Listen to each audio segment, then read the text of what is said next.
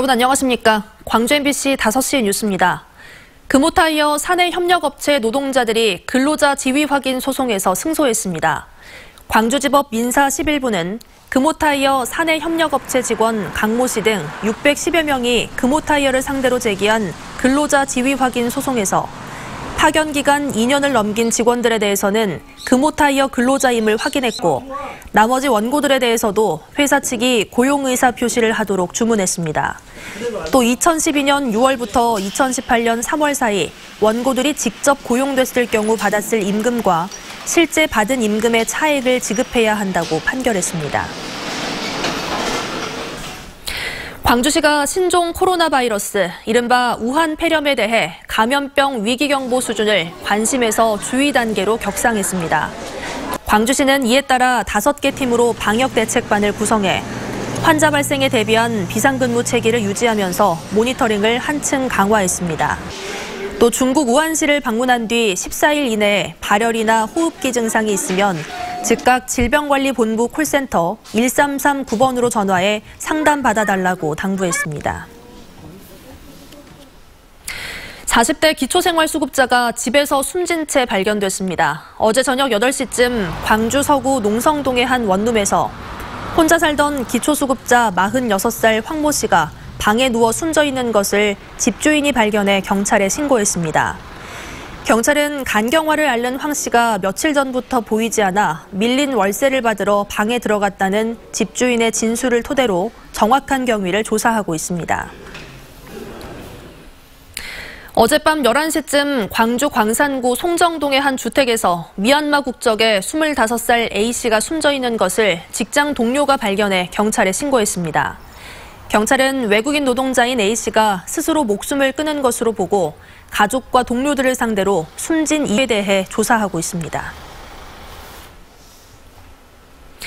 제21대 총선에 출마하는 민중당 광주 전남 지역 예비후보자들이 자산 재분배를 위한 10대 공약을 제시했습니다. 민중당 예비후보들은 한국 사회의 모든 문제의 근원은 자산 불평등에서 시작한다며 극소수의 불공정한 특권 자산을 몰수하고 상위 10%에게는 강력한 부유세를 도입해 자산을 재분배해야 한다고 주장했습니다. 이를 실현할 10대 공약으로 총 자산 110억 원 상한제와 연간 총소득 15억 원 상한제, 1인당 10억 원 이상 상속 제한 등을 제시했습니다. 우리나라 평균 보면 광주시 선거관리위원회는 설 명절과 대보름을 전후해 불법 선거운동에 대한 특별 예방 단속을 실시합니다. 선관위는 입후보 예정자 등이 명절 인사 등을 명목으로 선거 구민에게 금품이나 음식물 등을 제공할 우려가 있다고 보고 정치인의 참석이 예상되는 행사 현장을 순회하면서 예방과 단속 활동을 실시합니다. 또 위법 행위가 발생할 경우 신속하게 조사해 엄중 조치하고 금품이나 음식물 등을 제공받은 유권자에게는 제공된 액수의 최고 50배를 과태료로 부과할 방침입니다.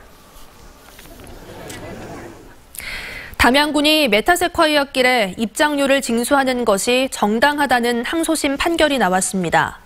광주고법 민사 1부는 A씨 등 2명이 담양군이 무료로 다니던 가로수길의 통행료를 부당하게 징수한다며 낸 부당이득금 소송 항소심에서 항소를 기각하고 1심에 이어 담양군의 손을 들어줬습니다.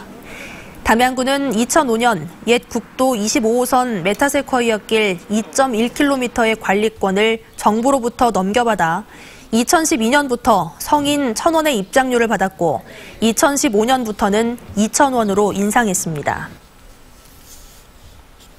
광주 지역에서 기초연금을 최대 월 30만 원을 받는 어르신이 2배로 확대됩니다. 광주시는 이달부터 월 최대 30만 원의 기초연금을 받는 어르신이 소득 하위 40%까지 확대됨에 따라 혜택을 받는 대상자가 기존 3만 8천 명에서 7만 8천 명으로 대폭 늘었다고 밝혔습니다. 기초연금 지원 확대는 1월부터 바로 적용되고 이번 달 기초연금은 오는 23일에 지급될 예정입니다.